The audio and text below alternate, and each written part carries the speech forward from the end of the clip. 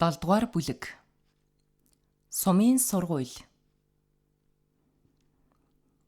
1981 оны 6 дугаар сарын 1 өдөр Энгэр булаг баригатын сургуулийн 4 дугаар ангийн хүүхдүүд баригатын сургуулийн Навтгар шавар байшинд анги дэвших шалгалт өгч билээ. Шалгалтанд тэнцэж 5 дугаар анги дэвших юм бол сумын сургуульд сурах болно. Зөөлөн гол сумын төвийн баруун захад цайлалзах урт цагаан байшингууд бол Зөөлөн гол сумын сургууль. Ингээд бид шалгалтаа өглөө. 6 сарын сүүлчээр өгсөн шалгалтын хариу 8 сарын эхээр манайхыг цусланд буусан хойно гарч миний зээдүү гэрэлт бид хоёр сумын сургуульд мөр зэрэгцэн суралцах эрхийн бичиг авч билээ. Бид хоёрыг сумын сургуульд орлоо гэд манайхан бөөн баяр болж энэ тэрийн бэлдэж зунжин хөл болсон.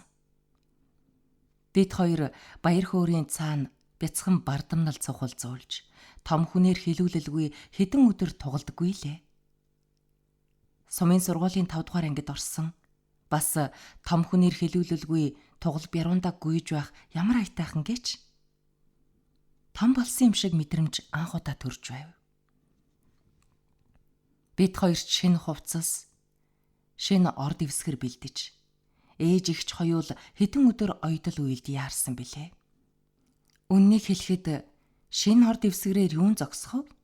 Хичээлийн цүнх, нүүр гар угаах төмпөн, алчуур, саван, оймс өмдгээд бүхнийг шинээр бэлдэж байхад бид хоёр сэтгэл оргилон. Сумын сургуульд төрөгхөн очих юмсан хэмээн сургууль эхлэх өдрийг хуруудар нь тоолох авч шинэ газар очиж танихгүй хүүхдүүдтэй танилцсан гэхээр зүрхшээж байлаа. 1981 оны 9-р сарын 1-нд сургууль эхлэх өглөө ээж том ихч хоёул үхэр тэргээ хөллөж шинээр хийсэн ор дэвсгэр, өдөр тутмын хэрэгсэл, миний ганц хөрөнгө зойр болох жижиг модон хайрцгийг үхэр тэргэн дээр тавиад гэрэлт бид хоёрыг сумын сургуульд хүргэж очсон билээ. Тэр жилийн сумын сургуульд 5 баригатын 30-аад хүүхэд ирсэн байлаа.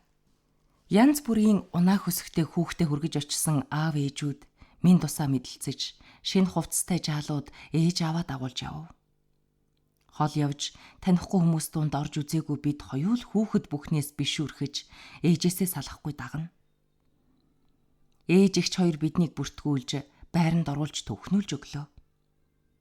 Сумын хоршооноос биер харандаа, дэвтэр, цаас, чихэр боов авч өгөөд ээж ихч хоёул гэрлүүга буцахад бид хоёр хоолоо зангирч нүдэндээ нулимстай хоцорч билээ.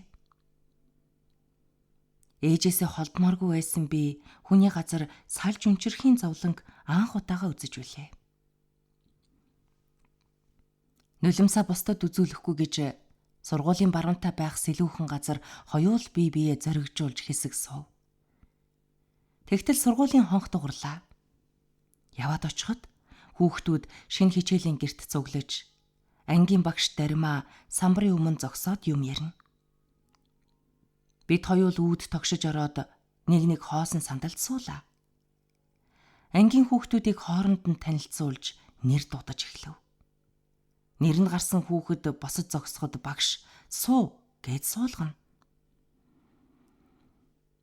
Ийм олон танихгүй хүүхэдтэй анх уулзаж хөл гараа барьж тавихаа олохгүй байхад бас юун нэр дуудахтай вэ? Яана гэж зүрх төгшин суутал даримаа багш "Мөнх" гэж дуудав. Сандарсандаа ухсхийн бостол сууж байсан сандлаа арагш нунгав. Ангийн хүүхдүүд харахыг хэлэх үү, сандлаа босох гэж царайгаа улайлган ноцолдохыг хэлэх үү. Багш сурагч бүгд намайг сайн тогтоож авч билээ. Зөөлөн гол сумын сургуульд монголоор хичээллэх 3 ангийн 100-аад хүүхэд 10 хэдэн багштай. Хичээлийн байр, багш сурагчдын байр, галт тогоо, усанд орох газар бүгд нэг дороо цогцлбор. Хашаа хүрээ хэрэн байхгүй. Тал дээр ургасан цэвэр цэмцгэр сургууль билээ. Дотор байр 4 өнцгийг тоосгоор бэхэлсэн 3 мөр вааран байшин. Вааран байшингуудын шохойдсон цагаан хан холоос харахад өнгөлөг. Эгэнсэн ийм олон сүрлэг, өнгөлөг байшин анх харж байгаа надад сүрдэх сэтгэл төрж байв. 3 игнээ цагаан байшингийн хамгийн урд хичээлийн байр, дунд нь дотуур байр, хой талын игнэнд галтойгоо халуун усны газар байв. Хичээлийн байр 3 цонхтой, дотроо тасалгаагүй, шинэ байшин тул шорон шалан сайтар дагтаршаагүй, дэгэл догол ихтэй, шүүрдэх болгонд 2 дэвүүр сул шороо гарна. Хүний хөл хүрээгүй булан тохойд ногоо цух үйж хаалгаар үлээх салхинд үл мэдэг сэвгнэн байдгсан. Байрны өрөө ганц цонхтой нэг том танхим юм. Хойд хан дагуулж зассан модон ханцтай, ханз нь зүүн ханнаас баруун хан хүртэл үргэлжилнэ. Нэг байранд 7 хүүхэд амьдардаг. Хүүхдүүдийг төрсөн оноор нь хуваахгүй. Манай байранд 5, 6, 7 дугаар ангийн хүүхдүүд хамт байлаа. Сумын сургуулийн захирал Төмөр гэдэг хижээл насны хүн байв. Захирал хичээл заахгүй, сургууль дээр байнга байхгүй. Зарим өглөө цоошин хар дугуй унаж зүүн өмнө зүг сумын албан контор руу явхад дугуйн хэсгээс нь 1000 түмэн оч цацарч харагддаг байлаа. Төмөр захирлын дараа Олонмод бригадын Сампил гэдэг хүн захирлаар ирвэ. Сампил захирлын хөвгүүн Хас Багна гэдэг бомбогор цагаан хүү манай ангид сурдаг. Түүний дараа Балжиням гэдэг захирал ирсэн. Балжиням захирал Шандын гол нэгдлийн сургуулийн нэгэн багшийн ширээн дотор тоосонд дарагдаж хаягдсан Монгол дунд сургуулийн элсэлтийн бичгийг маань олж аавд авчирч өгсөн юм. Галтогооны араар метр шахан өндөр чулуун хороо байдаг. Зуны наранд хүүхдүүд хүнжил дэвсгэрээ чулуун хэрмэн дээр дэлгэж хатаах, эсвэл азрагадуу хорхоос өөр үүрэггүй юм шиг чулуун хороо байнга л хоосон байдаг байлаа.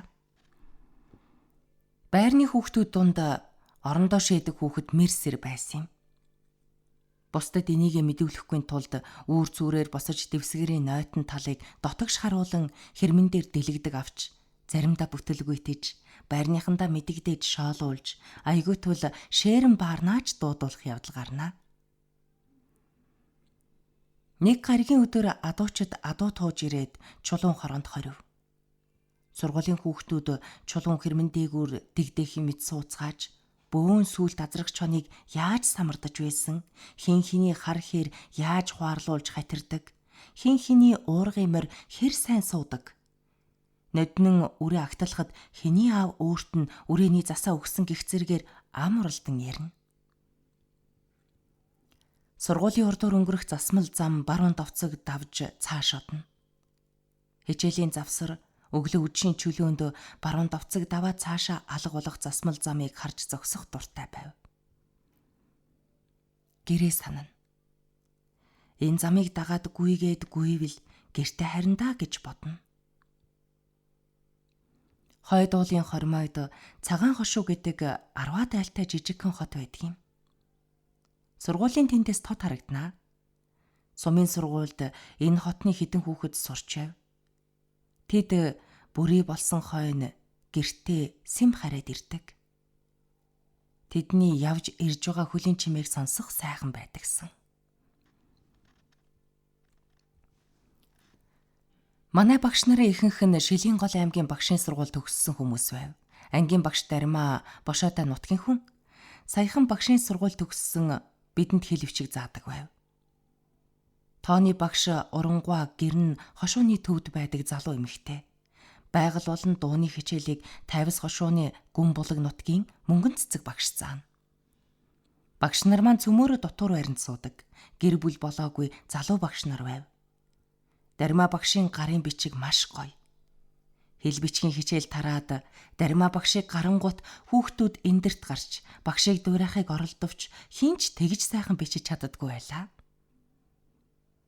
Дармаа багш бидэнд хариуцлагатай, бас халамжтай ханддаг. Өглөөний уншлаг, оройн давтлагын цагт хүүхдүүдтэй хамт байж, самбарын өмнөх багшийн ширээн дээр сурагчийн даалгавар заст суудаг. Хаяа давтлага дээр хүүхдүүд өмүүлэхэд багш сургууль төгсөх зангилаа үеийн утга учирыг нэгэн зэрэг хэлж сургаж, суусан биеийн суулгын чинээ, сурсан эрдмийн дуслын чинээ, хэмээн зэмлэж гарахад хизээ нэгэн цаг суусан бие маань үхрийн чинээ, сурсан эрдэм маань далайн чинээ болох бол гэж хүсэл гэхэд цаанаа бас цөхөг амтагдах этгээд нэгэн бодол орж ирдэг байлаа. Ингээд бодоход 38 хавар намар тэртээ одож суусан бие маань дөнгөж бяруун чинээ болсон боловч сурсан эрдэм маань туслаасаа дэмий гараагүй л байх юм. Эрдмийн далайд насан турш умблаач тэр бүгд шүр сувдыг уудлах гэж байдаггүй юм шигэ. Ангийн хүүхдүүдээс хамгийн жижиг биетэй насаар дүү оломод баригатын нэгэн жаал хутганы ирмэт дан нүдтэй цаас шиг нэмгэн чихнийх нь утсан улаан судас нарны гэрэлд олс мэт ширэлдсэн харагддаг байв. Тэрний хөдөлжгүйхэн шалмаг алга хоёр нүд нь ухархайда тогтож ядсан, тарих толгой хурц сэргэлэн гэдг нь гайхалтай.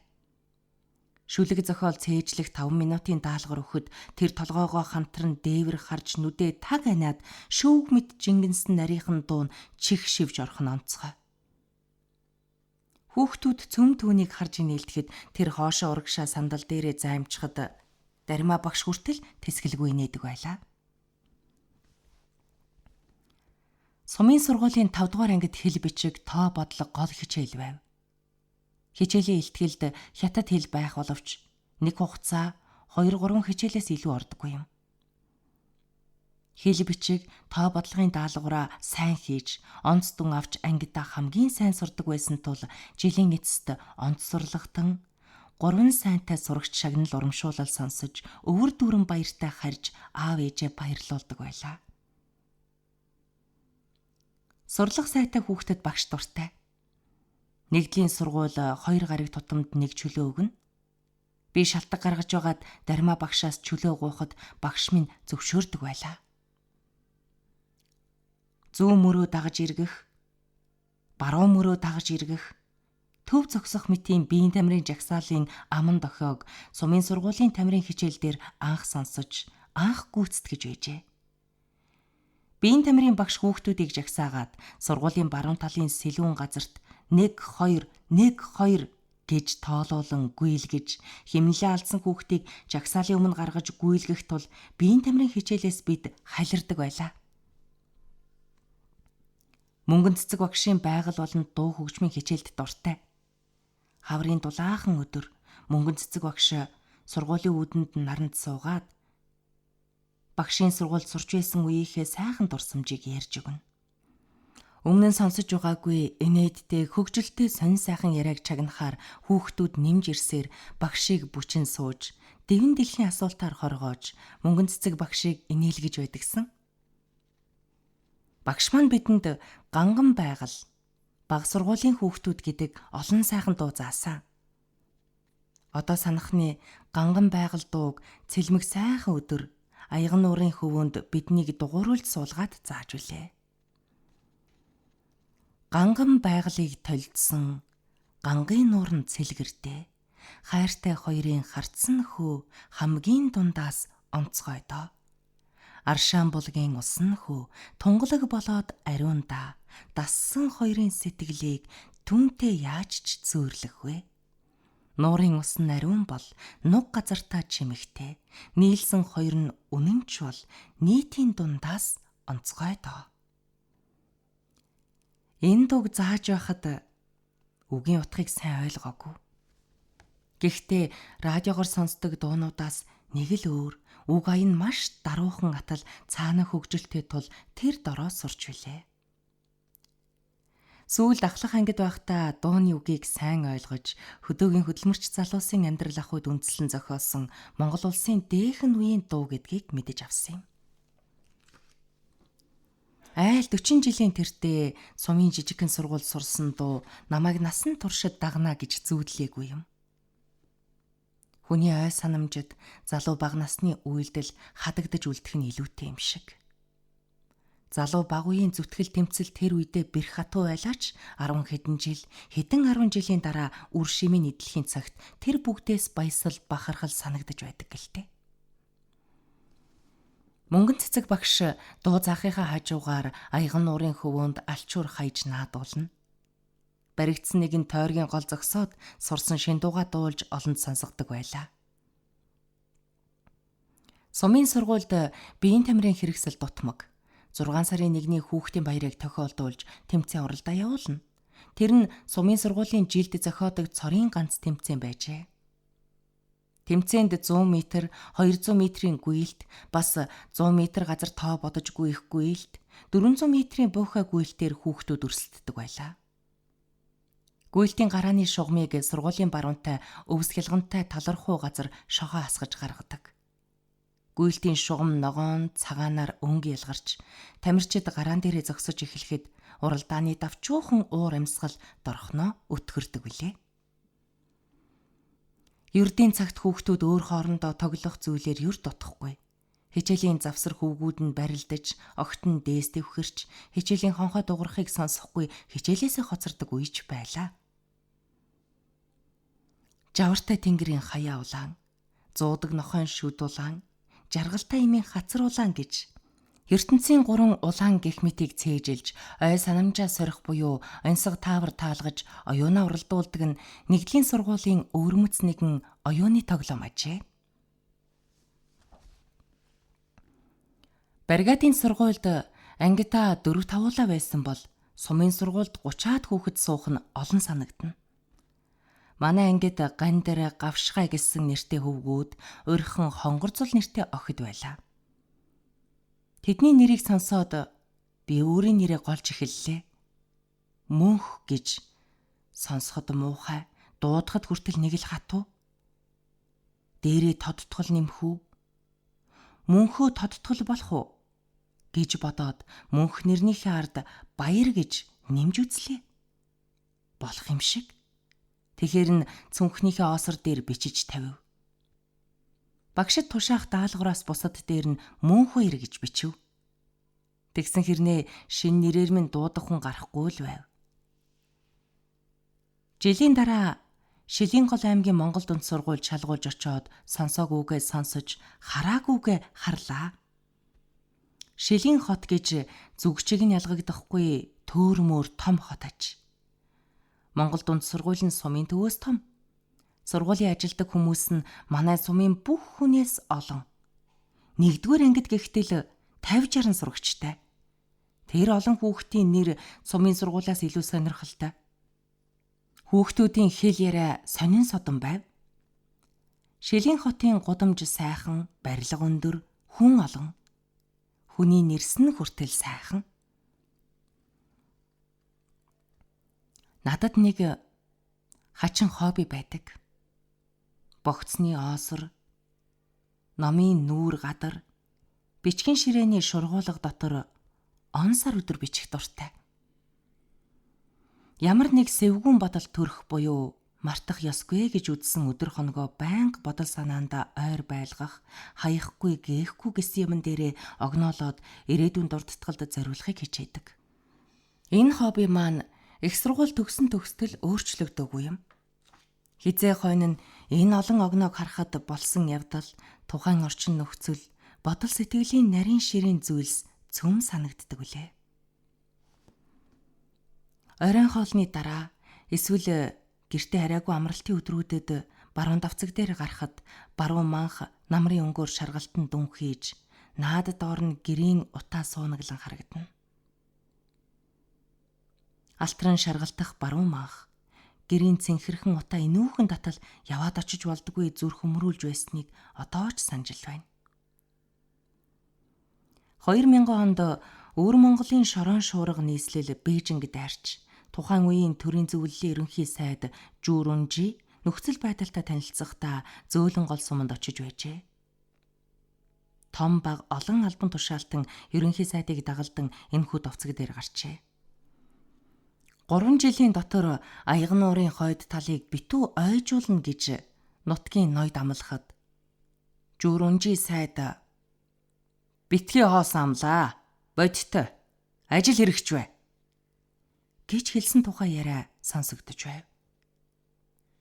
Юу ч гэсэн ерөнхий сайд энэ нутагт ирснийг дурсган довцог дээр нэг хөшөө босгосон.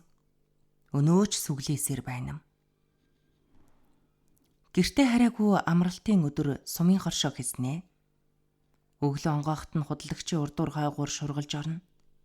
Яарч ороод хийцгүүрч шилэн лангууны цаанах чихэр бурам биер цаасыг харж лангуу хооронд холхиж өнждөгсөн. Ингэж лангууны тоос арчсаар зогсоход хүүхдээ дагуулan яваа ахмад хүмүүс намайг харна. Зарим нь 1-2 чихэр атгуулах нь ч бий. Сумын сургуульд орсон анхны 7 хоногт чөлөө өгсөнгүй. Шинэ газар дасаагүйн дээр анхудаа 7 хоног гэрээсээ хол байгаа тул гэрээ санаад хэцүү байлаа. Гэрэлт бит хоёр сургууль дотуур байр хооронд холхиж ахин дахин баруун давцаг өөд нүд гүйлгэн. Тэгтэл засмал замаар дугуйтай хүн ирсэн нь том ах байлаа. Ах биднийг хоршоонд дагуулж ороод шатар авч өгөв. Тэр шатар бид хоёрын өнчрөл уйтгараас салгаж тайвшруулсныг хэлээд яахав. Хүүхдүүд амралтын өдрийг тэсэн ядан хүлээж өдөр тоолно. Өглөөс ирж нүдээ нэмэгцээ одоо хэдэн өдөр байна гэж хоорондоо хэлэлцсэн. Гаригийн 6-ны өглөө ердийн өдрөөс илүү гэгээтэй дулаахан болсон шиг санагддаг байлаа. Өдийн өмнө сүүлийн хичээл ороход ширээн дээрх ном дэвтэр биер харандаага цүнхлээд хонх дуурахыг хүлээж сууцгаана. Тогтож ядна шовлзах хүүхдүүд хонхны дуугаар пижигнэлтэн гүйж байрандаа ирээд хичээлийн цүнхээ модон ханзан дээр шидэж гэрийн зүг гүйлддэгсэн. Сумын сургуулийн тогооч Бажээ гэж намхан нуруутай дуу цөөнтэй 30-аад насны хүн байв. Ар булаг баригатын хүн л дээ. Өглөө цай бов, мантуу, үдэд болон орой шүлтээ мантуу, шингэн будаа, мантуу хийж өгнө. Хоолндоо цадаагүй хүүхдүүд дэвсгээ нээж гэрээсээ авчирсан бов, хурууд цагаан эдээ гаргаж иднэ. Авчирсан жаахан хүнсээ онцолдог боловч заримдаа хичээлээс ирэхэд дэвсгийн ам онгорхой жаахан идэх хэмээн минь хуурайлаад явчихсан байх нь ч бий. Тэр үед мөнгөний ханш хатуу байв. Амьдралын зардалд хүүхэд болгоноос 7 төгрөг 50 мөнгө хураадаг. Амьдрал ядуу айл гэж баригад тодорхойлж өгөх юм бол 2 төгрөг 50 мөнгө хураалгана. Сумын сургуулийн өвлийн ижшийг баригад хүүхдийн тоогоор хангана. Зарим баригад 7-8 хонь гаргаж байхад зарим нь 1-2 үхэр гаргаж өгдөг байв. Сургуулиас томилогдсон хэдэн багш сурагч баригад орж эжшин зориулсан мал төхөөч авчирдаг. Тэгж байтал 10 сарын дунд үеэр сургуулийн дулаалга хийнэ. Эцэг эхчүүд үхэр тэргээ хөллөж аргал хөрдсөн тээж ирээд сургуулийн өвлийн түлшийг бэлтгэж өгнө. Хүүхдүүд аргалаа модон ханзны доор хөндөй довоолж хураана. Түлэх үедээ ханзан доороо шургаж ороод аргалаа гаргаж авна. Дөнгөж 11-2 хүүхдүүд гал хөсөө сайтар түлж чадахгүй. Багш ирж түлж өгөхөд пишин сайхан халж гэр дулаацдаг юм. 12 сарын 10-ын эд хүйтэнд сумын сургууль өвлийн чөлөө өгдөг хүйтэнтэй холбоотой байрны дулаалгатай хамаатай байсан байхаа.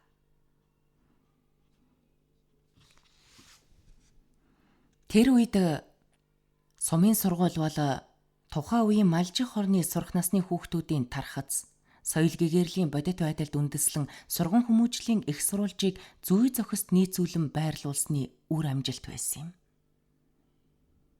Энэ үеийн баригатын сургууль малжих орны үндсэн шатны хүүхдүүдэд суур сургалтын үүрэг гүйцэтгэж байсан боловч багш нарын ихэнх нь хошууны шатнаас хөдөө суусан сэхэтнүүд, ардаас эргэлсэн сургуулийн багш нар байв. Тэднэр бага сургуулийн дээд анги, анх шатны дунд сургуулийн хүүхдүүдэд хичээл оруулах нь хэрээс давсан ажил байв. Ингээд сургуульд багшилж байсан хүмүүс хошууны төв рүү буцацгааж багшийн хүрэлцээ улам муудлаа. Үүнээс болж баригатын бага сургуулийн ахлах ангийг нэгдэл дээр төвлөрүүлж аймгийн багшийн сургуулийг төгссөн мэргэжлийн багш нар багшлах болсон нь ач холбогдолтой зүйл болсон юм.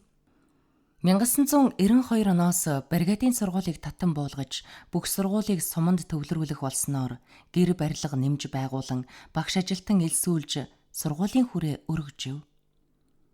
Сумын сургуулийн сургалт хамгийн хүнд хэцүү соёлын их хувьсгалын сүүл үеэс хүүхэд сургах шин түүхт үүргийг залгуулж аваад 2006 он хүртэл мянган хүүхэд хүмүүжүүлсэн асар их амжилт байгуулж үндэстний сургууль хүмүүжүүлэх түүх сударт гэрэл цацрангүй нэгэн хуудсыг бичиглэж үлдээсэн юм.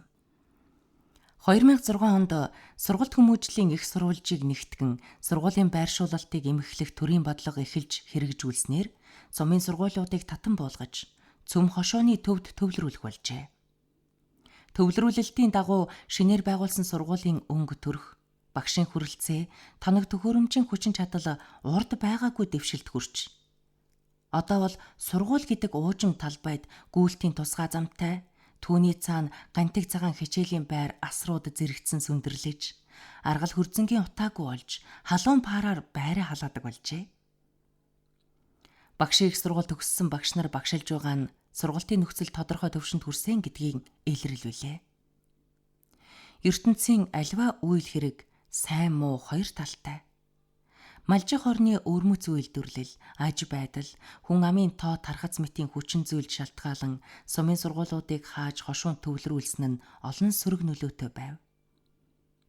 Нялх баг хүүхдүүдийг нутаг орноос нь салгаж, хошууны төвд суулгах болсноор хүүхдүүд суурин амьдралд илүү дасаж, нүүдэлчин амьдралаасаа тасарч, өв уламжлал, соёлын ген балрах аюул нүүрлээд байна.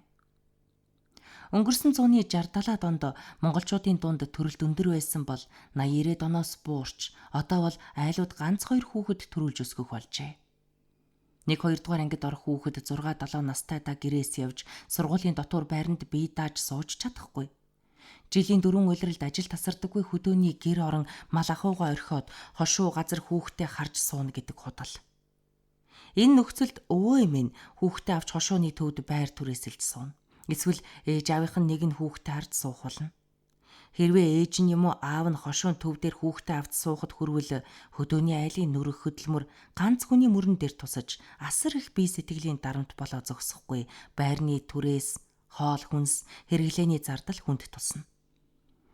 Үүний дүнд монгол хүүхдийн эх хэлний орчин явц сурч монгол зан үйл соёл иргэншлээс холдсон зарим тохиолдолд сэтгцийн сааталтай болоход хүртэл хүрэх юм. Сумын сургууль 1970-аас 90 онуудад малжих орны хүүхдүүд сургуульд орж эрдэм соёлтой хүн болох гэсэн оюун санааны үндсэн шаардлагыг хангаж байжээ.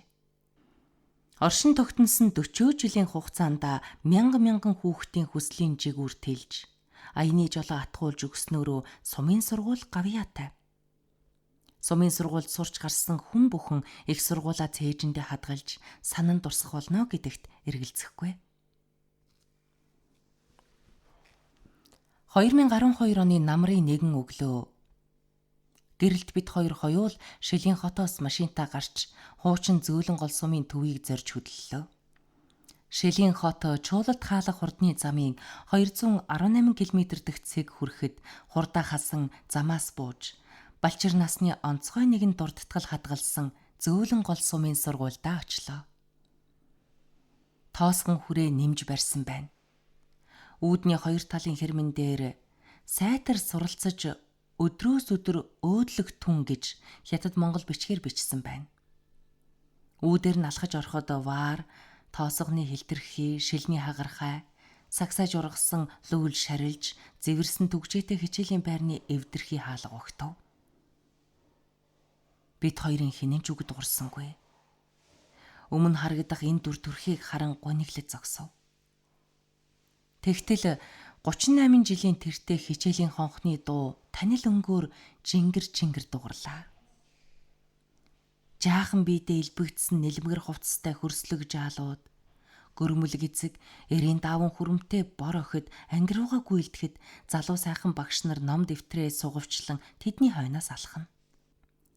Сэтгэлийн чандад бодлын ичнээ гүнд үлдэж хоцорсон сумын сургуулийн шуугаант мөч яахан мартагдах вүлээ.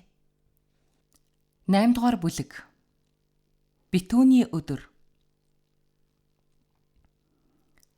Умрын салхи эд хүүгэж, өвлийн хүйтэн тангинахад эдэшний цаг болно. Эдэш хийн гэдг нь жил бүр хоолнд зориулсан малаа зарж, өвлийн улаан эдэгээ бэлтгэх зан үйл юм. Эдэшний малыг зарна, төхөөрнө гэдэг хүн хүч шаардсан томоохон ажил болохоор хөрш зуураа хамжилсан хийцгээдэг байлаа. Хүмүүс эдэш гаргах зуур янзын яриад илгэж наадам тохуу хийдэг. Гэр зуурын аахар саахар зүйл хийж, малын гэдэс дотор арчих бүсгүйчүүд ам хуураагүй ярилцаж, хэн нэг нь цагаан сарын тухай цохиулгахад үгийн сэжүүр цагаан сар тийш шилжин. Тэгэхэд сав ус ойртуулж гэр зур гүйлдэх хүүхдүүд тэдний ярианаас сэдвээ авч цагаан сар хизээ болох тухай сонсож мэддэг байлаа. Цагаан сарын тухай мэдээ хүүхдүүдийн дунд хуй мэд тарж, тэдний санаа бодлыг цагаан сар эзлэх бөгөөд хоног тоолох ажил ингэж эхэлнэ. Сургуулийн хүүхдүүд сургуульд явах замдаа өнгөрсөн цагаан сарын тухай өөр өөрийн хууч ярьж нэгэндээ гайхуулна.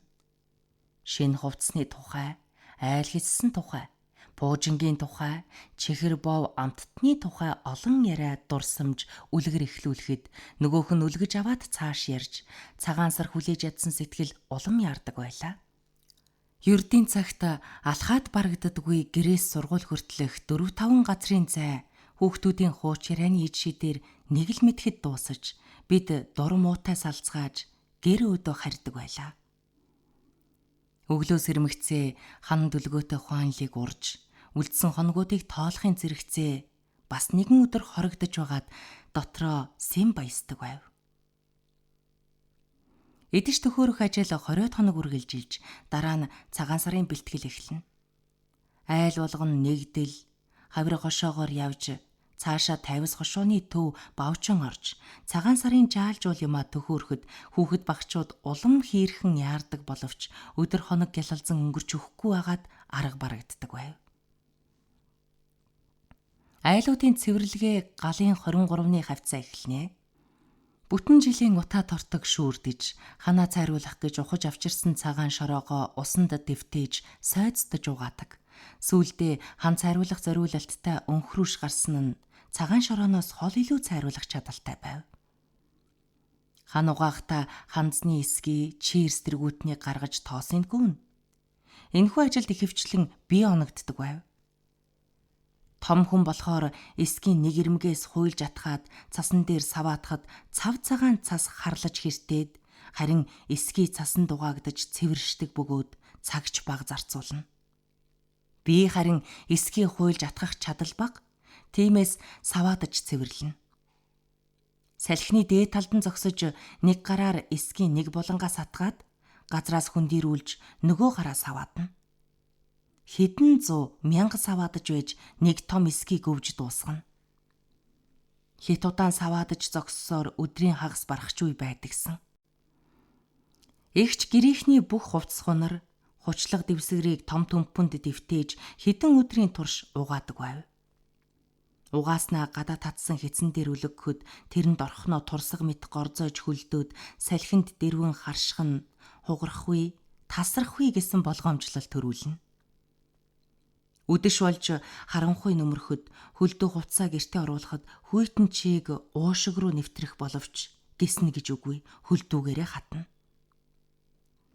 Сүүлд сургуулийн физикийн хичээл дээрээс үзэхэд тэгж гисэхгүй хатах нь алгасан хийжилт гэдгийг мэдэж анх удаа сурсан мэдлэгээрээ олзуурхаж үлээ. Эгч энэ мэт угаалга цэвэрлэгээ хийж байхад би гэрийн нөмөрт наранд биеэ ээж, өмнө ширээ, баруун манх, 9 хайлаасны зүүнтэй харагдах засмал замаар давхилдах машин харж зогсдог байлаа. Нэг өдөр тэгсхийн зогсож байтал баруун манхны орой дээр хүзүүгээ нугдайлган, үд сөдөө хийсгэн сууж байсан хүрэн илээ алд жигүүрээ дэлгэж, өмнө дэрс шунган нэгэн бариад авах шиг болов. Би саваа бургас барьсаар гүйж хүрэхэд илээ нисэж, ангийн олз туулаа нь үлдэв. Туулааг барьсаар хариул ээж. Өс сансан илээ могоо авчирна гэдэг үгтэй юм. Буцааж аваач ш тавь гэж билээ. Ээж тогоогоо гаргаж хөөлөөд салхинд хэсэг тавиад үд болоход оруулж будаа үүсэн өтгөн шаргал цай чандаг байлаа. Цагаан сард өгөхөөр малчин айлууд сар шинийн эдээ ундаа гээчин дамсуулах эдээ шүл олон зүйл базаана. Бууз баншны мах хярах, бууз жигнэх, банш чимхэх, боов хайрах, өөх хайлуулах нь хэдэн өдрийн ажил болдог. Олон хүн шаардах зарим ажлыг хөрс сахалт хоорондоо хамжилцдаг байв. Хөдөө газрын өдрийн ажил тасрах биш, оройн хоолны дараа банш чимхэж хөлдөөдөг байв. Өдөр нь хэний чимхэхээ тохирч оройн тэр айлд 6 долуулаа цуглаад 7-800 банш чимхтгсэн. Баншаа банзан дээр игнүүлээд гадаа 5 минут тавихтал тас хөлдөнө. Энэ мэтчлэн хідэн орой залгуулан айл тойрч банш чимхэн. Олон хүн цуглаж банш чимхэх зугаатай. Энэ тэрийг ярьж хөөрсөөр хийж дуусахад айлуудын дэн унтарч, хотны ноход хөв хуцалдаж, шүн дунд болсон байдагч нэг их ядарсан зүдэрсэн болдгоо айв. Битүүнээс өмнөх хэдэн өдөр хэнийх нь үүдээр гарсан ч боо хайрах, өөх айлуулах хиншүү үнэртэж, хүн бүхний царай тэнэж, хүүхэд шуухад айлын хооронд гүйлдэж, сар шинийн уур амьсгал улам өтгөрдөг байлаа. Тэр цагт худалдааны бэлэн хувцас гэж үгүй. Хувцаа өөртөө ойдог байжээ. Ээж эгч хоёул маш олон өдөр хувцас ойно. Эгчийг юм ойж сурахаас өмнө манай ах эгч дүүнэрийн хувцсыг ээж минь гараараа ойж шүн дунд болтол суудаг байжээ. Ойдлоо дуусаад гадаа гарахад 3 марал баруунтаа ташсан байдагсан гэж ээж ярьдаг байв. Тэг атлаа ойж дуусахгүй. Битүүний шүн хүрээд сая эцсийн учгаа шингээдэг байжээ. Баруун тарианы хоршоо манайхаас холгүй тул 2-3 айл нийлж үхэр тэрэг хөллөж очдог. Хөршийн загсан мөн өөрийн авах юмаа бөөгнүүлээд буцахад бүтэн өдөр болно. Тэр үеийн хахир хүүтний хэлэх үү? Авсан жаахан юмны зарим нь тас хөлдсөн байдаг өгөөд нэхий дээл, эсгийн гуталтай хүнч бээрх шахуу гэртээ ирдэг байлаа. Ирчүүл морьтой явж очоод авсан ямаа богцонд хийж ганцглаад ирнэ. Цагаан сарын хоршоо дэлгүүр явах ажил нэг яваад дуусах биш. 20 дугаар зууны 80-аад оны дунд үед хүмүүс хувийн мал хөрөнгөтэй болж амьдрал авахыг дээрдэв. Ихэнх айл дугуйтай болж, зарим нь хатан гол 250 нэрийн мотоциклтай болсон юм. Би аавын жаалын мотоциклыг унаж хавирга болон сум хооронд давхихдаа хөдөөний нийгэм амьдралд гүн хувьсгал гарч байгааг мэдэрч байсан ч хувьсгалын цаадах нарийн ширээнийг бодож сэтгэж байсангүй. Цагаан сарын уур амьсгал хөдөө нутгийг бүрхэж хөөр хөгжилтэй сар хэртэй үргэлжилдэг үлээ.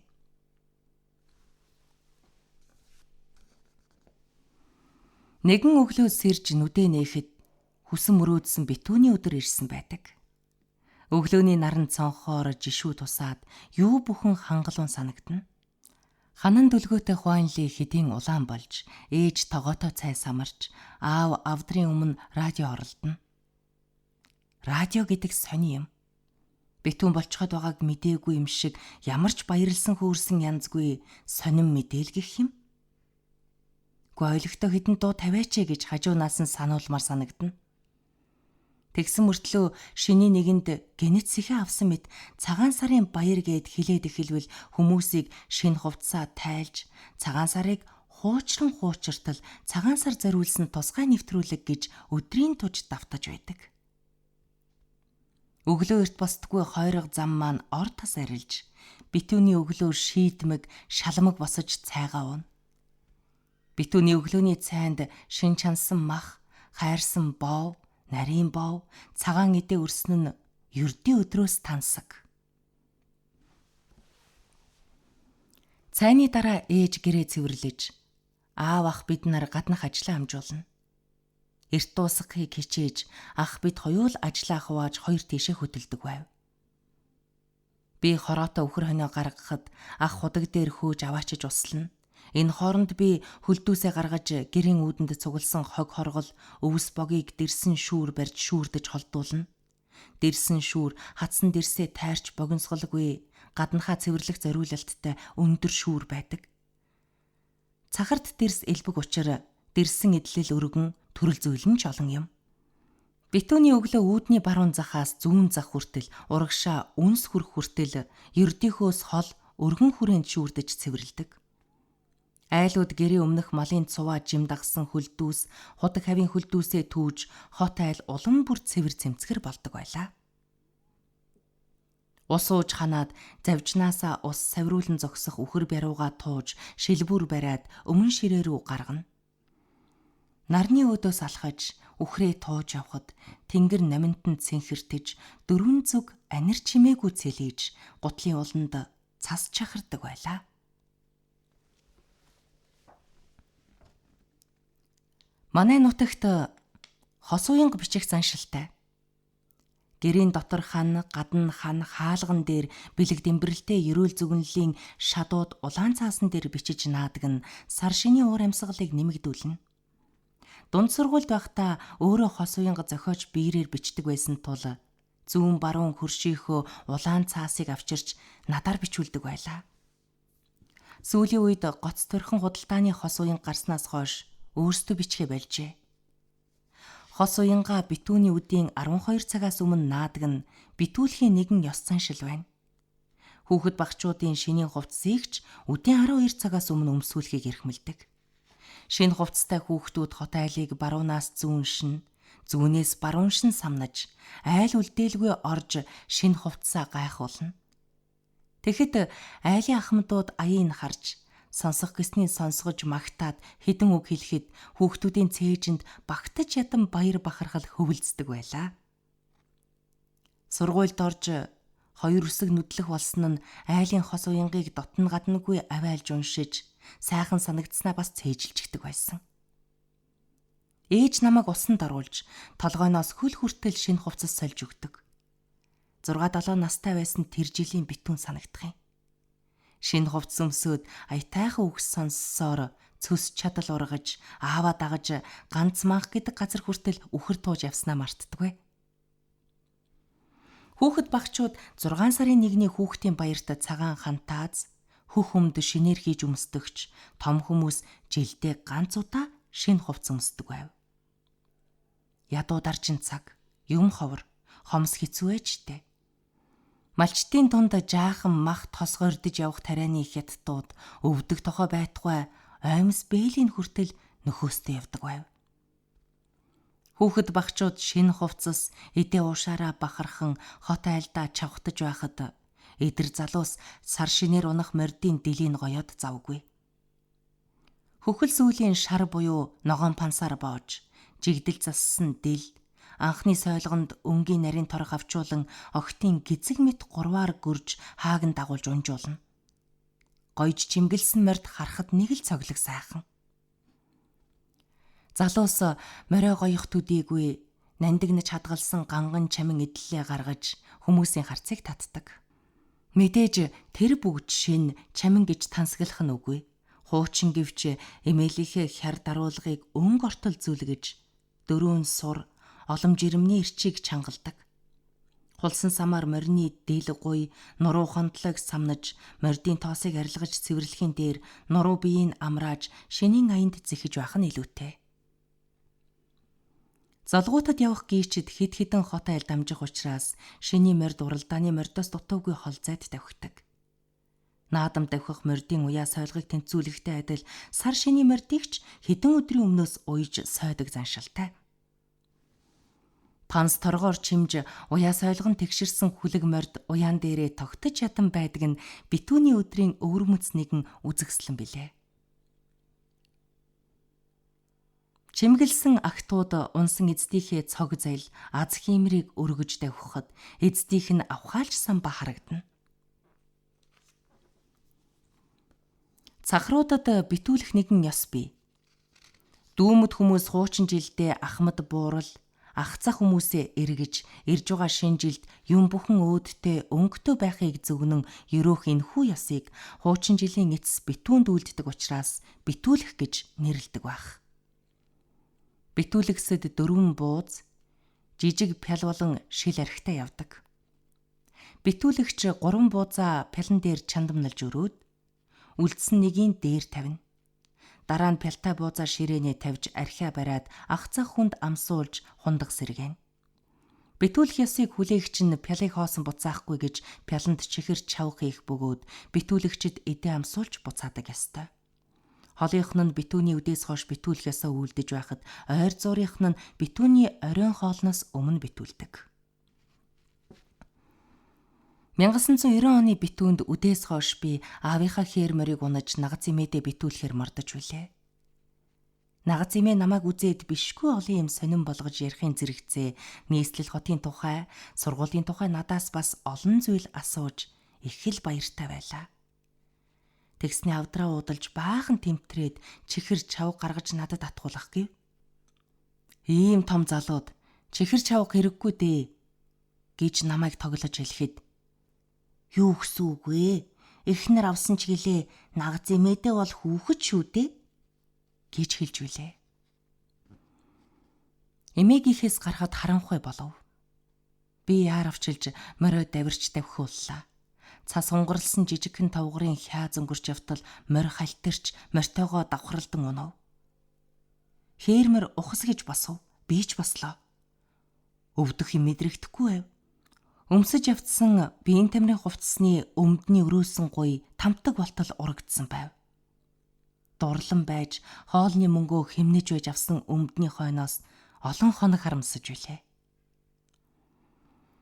Манхан усанд зүүн баруун хоёр худаг бий.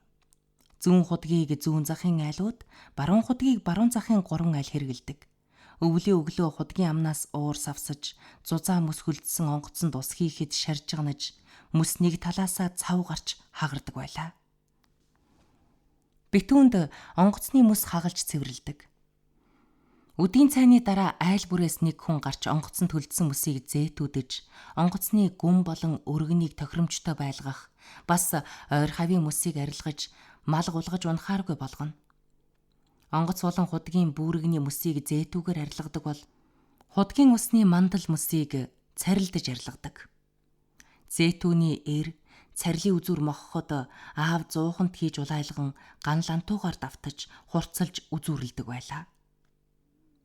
Хаймар ховоонд мөс хөлдөөд даагдахгүй болоход ч гэрт оруулж пишингийн хажууд тавьж гисгээдэг байсан. Төрсөн цагаас баруун худгийн ус ууж өссөн учраас баруун худаг бол манай ээжийн худаг юм. Тухайн жил аав ээж минь энэ нутаг буухтаа баруун худаг бараадаж гэрээ барьжээ. Тэгэхэд энэ нутагт өөр айл байгаагүй гэдэг. Эртний нүүдэлчдийн ёсонд нэг худаг дээр хамгийн анх ирж буусан айл өнөд суух хэрэгтэй. Хэрвээ худгийн ус ширэгхэд хүрвэл сүүлд ирсэн айл нүүж явах хэрэгтэй гэсэн тогтсон хатуу ёс байжээ. Баруун худгийг бас тэмээн худагч гэдэг. Дээр үед Бээжингийн тэмээн жинчид умар зүгийг зорж гарахдаа баруун худаг дээр тэмээгээ усалж өөрсдөө амраад явдаг байж. Өргөн шулхнагтай нэмгэн хар өмд өмсөж байнга нүцгэн явдаг цээжин би царай нүүрэн наранд борлсон Бээжин жинчид мөөгөнд дуртай тул нутгийн хүмүүс тэднээс даавуу мэтийг мөөгөөр сольж авдаг байсан гэж буурлууд хуучилдаг байлаа. Шинийн гийчтэд зориулж айл бүр тавг засах ёс заншилтай. Энэ бол нийт Монголын ёс юм. Шинийн нэгэнд гийчэд ирэхэд пял тавьж цагаан эдээ амсуулах учир тавгийг шинийн нэгний үүрээс өмнө бэлэн зэлэн байлгах ёстой. Тохоо хэр голчтой пялын ёроолд хоног будаа хийж, тавгны ирмэгтэй тэгшлээд, тавгаа тойруулан хайрсан бов, нарийн бов, цагаан эдээ гурвыг солбуулан жирэглэж, завсар зайгаар нь чихэр чавх авчуулж чимдэг. Бэлэн болсон пялны орой дэвсэг уулын орой мэт тэгшхэн бөгөөд, тэгшхэн орой дээр нь янз бүрийн чихэр өрсөн нь улам гойд харагддаг. Тавг засахад цахар нутагт хайрсан бов, нарийн бов, чихэр чавг гололдог бол Монгол улсад ул бов, цагаан эдээ гололдог. Гийчтэд амсуулах цагаан эдээгээ арай жижиг тавгт зэхэж, гол тавгны хажууд зэрэг зүйлэн тавина. Амсахад амрыг бодож цагаан эдээний тавг дээр өрөм хуруудын үүрмэг өртөг. Манай гэрт тавг өрөх засах ажлыг жил бүр ээж хийдэг байв. Ээжийн дэрэгдээ үрж тавьсан олон амттан хараад балчирхан би сэтгэл дүүрэн болж амьдралыг ямагт ээжийн өрсөн амттан шимттэн мэт санаж авчээ.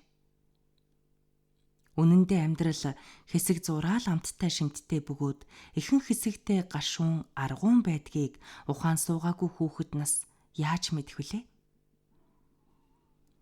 Битүүний оройноос эхэлж шиний 10 хүртэл үдэш бүр ээж гүнгэрвааны өмнө зул барьдаг. 5 хоногийн дараах 15-нд ч мөн адил барина. Битүүний зулын цөгц арай том учир шүнжин мандна. Зулын голыг намрын сүл буюу дэрсний нарийн намайнд шинэ хөвөн ороож хийдэг байлаа. Зул барих, эрх эргүүлэхийн өмнө ээж гараа угааж, эрхээ барьж, майн уншихтаач өвөр дээрээ цэвэр цагаан алчуур дэлгэж, эрх өмдөнд хүрэхийг цээрлдэг байсан. Битүүний оройн хоол бол нэг жилийн хамгийн тансаг хоол юм. Эгч нар үдээс эхэлж бэлтгэж чансан, хуурсан янз янзын хачир амт сайтай хоолоор ширээ дүүргэхэд битүүний хоолыг битүүртэл идэх юм шүү гэж аав биднийг өхөөрддөг байлаа. Хоолноос өмнө аав ах бид хоёрыг дагуулж архидэний дээжээс авч гараад баруун хойд зүгт хандан дээдсийн бунханд тахил өргөн сөхрөн мөргөдөг. Аав нас бараад он удаж байгаач энэхүү ёсыг бид хадгалсаар байна. Тэнгэрийн отгон хөвгүүн галын борхон 23-нд тэнгэр дээрээ буцаад битүүнд хар толгойт ертөнцид эргэж ирдэг учраас битүүний галыг шүнжин унтраалгүй шиний нэгэнтэй золгуулдаг ёстой. Битүүний шүн хувцас тайлахгүй бүхлээр унтна. Тайлаад унтвал цагаан үгэн ирж жинэлдэг гэж настайчууд хэлхийг хүүхдүүд цаадах учир начрыг мэдэхгүй авч дагдаг байлаа. Өдөржин хөгсөж хөөрөлдсөн хүүхдүүд шүн дунд болоход нойрондоо дарагдан нүд анилдаад бүхлээрээ нугдаагаад өгнө. Унтсан боловч хүсэн хүлээлгэж ирсэн цагаан сар нойрон дунд нь үргэлжилж шиний айлчлалтад халаас өврөө дүүргэх айлуудын чихэр бов зүүдлэн унтна. Битүүн шиний нэгэн цагийн тэнхлэг дээрх зэрэгцээ 2 цаг учраас өдөх угтахын аль олон зан үйл өмнө хойноо явагдана. Битүүний шөнө цагийн зүү 12-ыг зааж өнгөрөх хооронд жилүүлэрч нас нэмнэ. Орчлон ертөнц энэ мэт мэдэгдэхгүй хооронд улирсаар төлжсөөр мянган жилийг орхин өнөө хүрч ирсэн босов. Цаг улирал ямагт улирч хувирч байдаг учраас өнгөрсөн бүхэн өнөөтөөгөө таарахгүй. Насан багын манай үеийнхний цагаан сар өнөөтөө яаж таарах вэ дээ? Ёс заншил орчин ахуй тэр болгон өөр болжээ. 20 дугаар зууны 70-80-аад оны хөдөө малжих орны цагаан сарын ёс заншил хүмүүсийн жавхаа төрх орчин ахуй зэргийг дараагийн үедээ бичиж үлдээх нь зөв юм уу хэмээн гэнэт нэгэн өдөр надад бодогдож билээ.